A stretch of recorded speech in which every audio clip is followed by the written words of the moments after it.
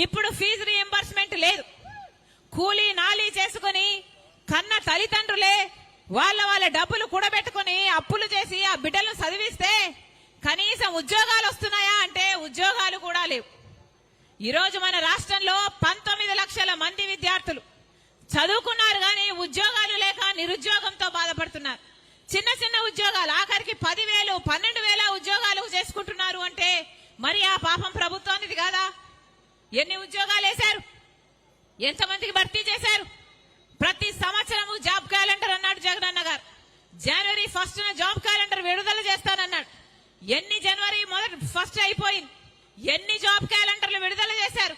కనీసం 5 సంవత్సరాలలో ఒక్క జాబ్ క్యాలెండర్ అయినా, జనవరి 1న ఒక్క జాబ్ క్యాలెండర్ అయినా విడుదల చేశారా?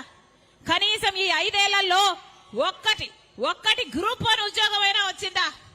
అంటే మన ఆంధ్ర రాష్ట్ర బిడ్డలు కనీసం గ్రూప్ 1 ఉద్యోగాలు చేయడానికి కూడా అర్హులు కారా? మరి ఇదేనా రాజశేఖర రెడ్డి గారి ఆశయాలను నిలబెట్టడం అంటే?